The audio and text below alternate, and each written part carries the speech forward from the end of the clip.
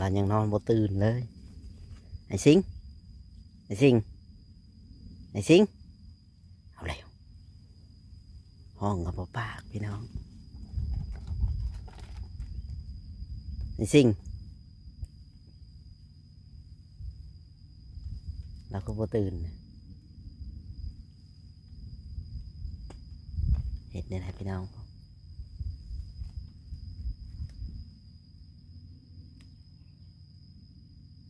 เรามาแต่หาเงินบ่หรือหาการพี่น้องเลย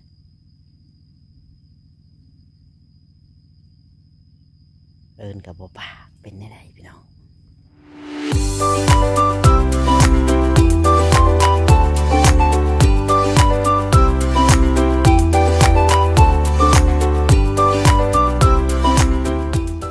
สบายดีพ่อแม่พี่น้อง FC ที่หักแพงบ่ไหว FC พังลาวพังไทยแล้วก็ต่างประเทศนำเด้อพ่อแม่พี่น้องเนาะมาพบพ่อกับช่องบ่จอยชาแนลอีกแล้วพี่น้องก็แต่มื้อนี้ก็สิมาหาทางไอ้สิงเพิ่นบ่ฮู้ว่าเพิ่นตื่นหรือยังก็สิพาพ่อแม่พี่น้องไปเบิ่งไปชมนํกันเลยเนาะบ่ทักษาเสียเวลาพาพ่อแม่พี่น้อง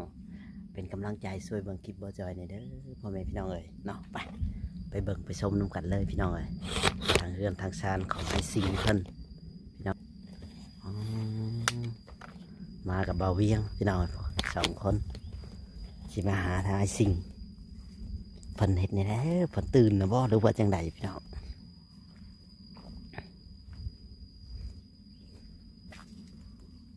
เอ้ายังนอนอ่างลากอยู่พี่น้องเอ้ยเรายังนอนบ่ตื่นเลยไอ้สิงไอ้สิงไอ้สิงเอาแล้วห้องกับบ่ปากพี่น้องไอ้สิงเราก็บ่ตื่นเห็ดนี่แหละพี่น้อง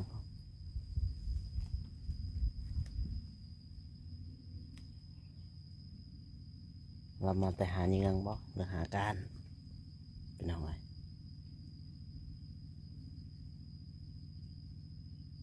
เอินกับบ่ปากเป็นได้ไดพี่น้องเกิดอะไรขึ้น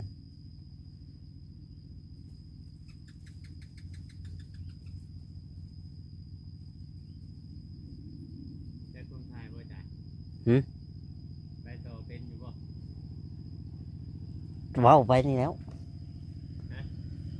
นี่แหละพี่น้องเลยเนาะมาหาทางไอ้สิงเพิ่นก็นอนยังบ่ตื่นโอ้เป็นใจได้พี่น้องมาหาเพิ่นก็นอนโคโลพี่น้องหรือว่าจังใดเพิ่นมาเด็กบ่หรือว่าจังใดพี่น้องเลยเนาะทำมาเจอได้เดินทางเข้ามาฮอดที่พักที่เช่าพี่น้องเลยของเพิ่นก็ยังแบบโคโลดูพี่น้องเลยเอิ้นเรากับบ่ปากเป็นจังใดพี่น้องเรานอนเยอะเขาลงกับพี่น้องเป็นจังใดชีวิตของเรา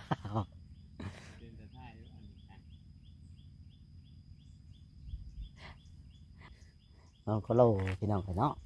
ทางไอ้สิงเพื่อก็ได้แหละเห็นคนแต่ว่าปุ๊กก็บ่ตื่นพี่น้องเป็นจังใดหรือว่าเรามาเลิกบ่เราออกไปหากินบ่หรือว่าจังใดเนี่ยพี่น้องเลยคือเอิ้นแนวใดก็คือสมอยสมีใช่ทางไอซิงเพิ่นเนาะพี่น้องพ่อแม่พี่น้องFCอาจจะเห็นเนาะนี่แหละมาหอดเทือนหอดชานเพิ่นกะเนาะพ่อแม่พี่น้องทางไอซิงเพิ่นเฮาก็อยากมาถ่ายให้พ่อแม่พี่น้องค่ะเด้ไอซิงตื่นแล้วไอซิงไอซิงไอซิงเอาไอซิงกับไอซิงนะพี่น้องเลยเรา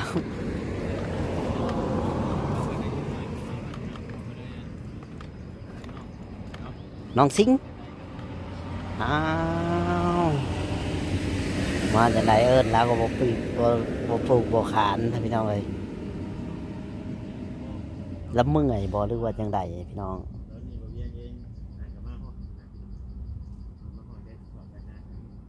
หรือว่าเพิ่นเมื่อยบ่ทางน้องสิงน้องสังเพิ่นนี่พี่น้องเลย หรือว่าจังใดเนาะทางบ่จอยกับบ่ฮู้กันพี่น้อง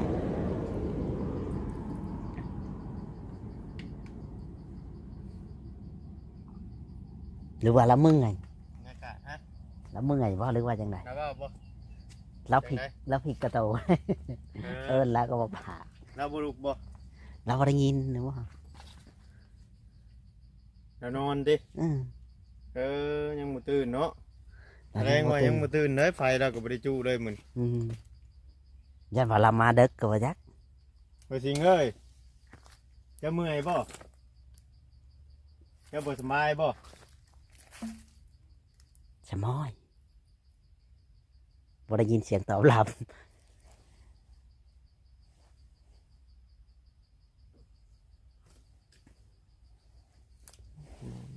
นี่แต่ฮะ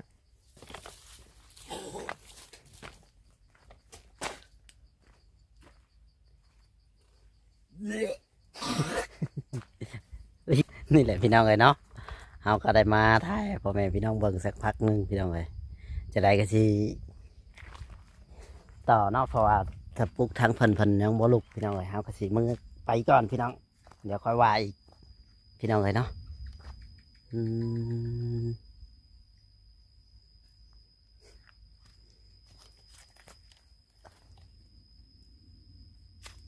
ก็สิได้ไปก่อนแหละพี่น้องเลยเนาะให้เพิ่นลุกก่อนค่อยว่าอีกทีหนึงเนาะพ่อแม่พี่น้องอีกทุกท่านทุกคนที่เข้ามาดูมาชมช่องเบา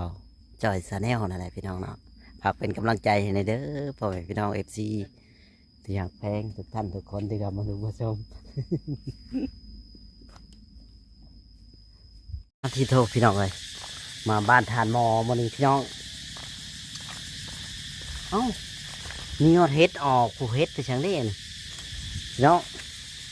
บ้านทานหมอเนี่ยเฮ็ดออกว่าจังไดเด้ทานหมออยู่เฮือนอยู่บ่เนาะพี่น้องเอ้ยหมูว่าเพันอยู่เฮือนหรือว่าบ่ได้อยู่เนาะคือเงียบแท้สิมีคนอยู่บ่พี่น้องเอ้ยป้าโทเขาก็บ่ได้มาโดนเติบแต่ได้พี่น้องเอ้ยเพื่อนชานทานหมอนี่บ่ฮู้ว่าเพิ่นอยู่หรือบ่พี่น้องพาFCไปเบิ่งก่อนไปรอเบิ่ง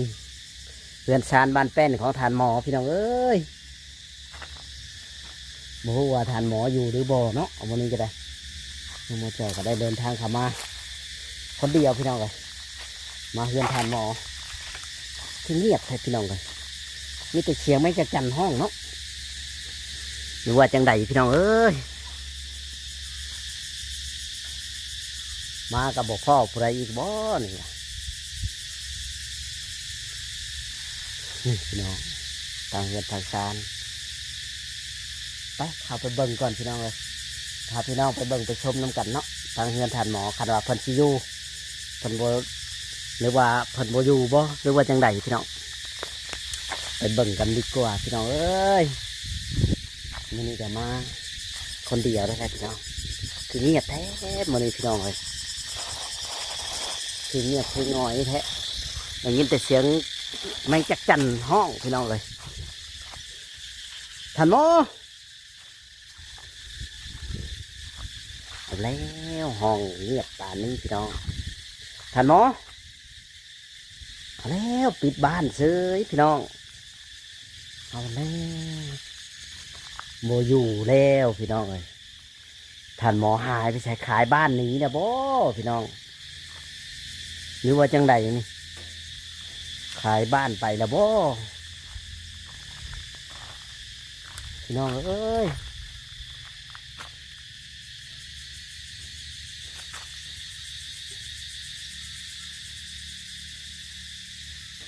ยังขอแค่แขกพี่น้องประตูก็เปิดไว้แบบนี้พี่น้อง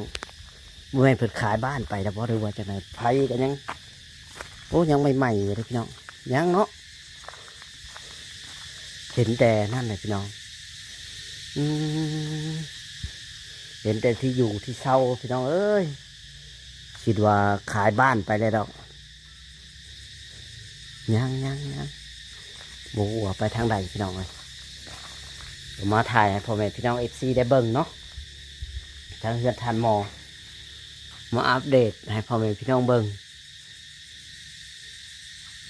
ตอนสุดท้ายก็บ่พ่อทานหมออีกแล้วพี่น้องเอ้ยที่อย่างว่าดำๆเขาลืน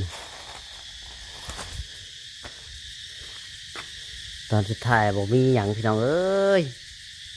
ทานหมอก็บ่อยู่บาทนี่มาความว่างเปล่าพี่น้องเอ้ยบ่ฮู้ว่าทานหมอไปทางใดขออนุญาตเข้าเฮือนหน่อยเด้อทานหมอเอ้ย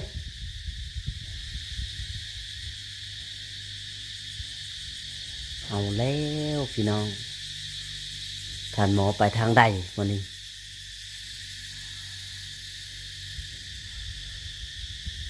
เอาแล้วบ้านเอาแล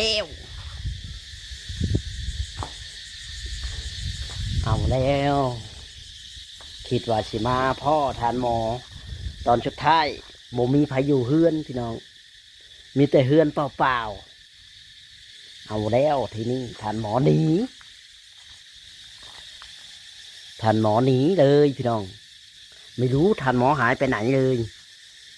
ทำยังไงทีนี้พี่น้องท่านหมอหายเอาแล้วทิ้งบ้านไปแล้วท่านหมอ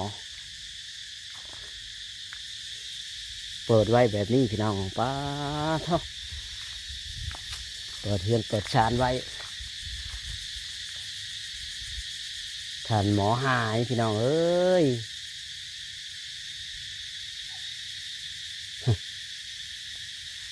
เสียงอีหยังเลยพี่น้องเอากระย่านที่กันได้พี่น้องเอ้ยอยู่ในป่าในดงเนาะไปดีกว่าพี่น้องเฮาก็ได้บ่ได้อยู่เลยบ่เห็นเพิ่นไผสิอยู่เนาะพี่น้องไผสิอยู่ก็อยู่เด้ออันนี้บ่จอยก็บ่เอาน้ำคือกันพี่น้องเอ้ยไปก่อนท่านหมอหายไปในพริบตาเลยพี่น้องบ่ฮู้ว่าแล้วอยู่ใส่เกิดอะไรขึ้นท่านหมอหายแบบนี้พี่น้องเอาแล้วไงFCว่าไงท่านหมอไปไหนไม่รู้เลยพี่น้องเอ้ยFCว่ายังไงท่านหมอหายไปไหนก็ไม่รู้เห็นแต่บ้านแต่ตัวท่านหมอไม่เจอเลยพี่น้องไม่มีเลยท่านหมอไม่มีเลยพี่น้องเอาแล้วไงทีนี้เกิดเรื่องขึ้นจนได้แล้วพี่น้องเลยท่านหมอหายตัวได้ไม่รู้ไปอยู่ไหนเนาะโอเคพี่น้องเลยคลิปนี้กับสิบมีอย่างหลายพี่น้องเลยเนาะถ้าว่าผิดพลาดประการใดก็ขอโทษขออภัยเพราะว่ามาหาเจ้าของเพื่อนกับเพิ่นกับโบยูพี่น้องเลยโบฮู้ว่าเพิ่นไปทางใดเนาะเฮากะความว่างเปล่าพี่น้องเลยมากะบ่ได้นัดบ่ได้หมายเราคิดว่าเพิ่นบ่ได้ไปใช่มากับบ่เห็นมีแต่เฮือนห้างๆแหละพี่น้องเนาะหรือว่าเราขายดินไปแล้วบ่พี่น้องเลยหรือว่าจังใดเนาะเขตนี้ก็มีแต่ป่ามีแต่เสียงแมงจักรจั่นห้องพี่น้องเลยแบบธรรมชาติอยู่กลางป่ากลางดงอะไรพี่น้องเนาะโอเคพี่น้องเลยทางบ่จ่อยขอจบคลิปลงเพียงเท่านี้เนาะพ่อแม่พี่น้องFCที่หักแพงทุกท่านทุกคนที่เข้ามาดูมาชมถ้าว่าผิดพลาดประการใดก็ขอโทษนำ FC เนาะทุกท่านทุกคนช่วยดูคลิปบ่จ่อยหน่อยเด้อพ่อแม่พี่น้องโดยสวัสดีและสบายดีสบายพ่อแม่พี่น้อง FC ที่หักแพง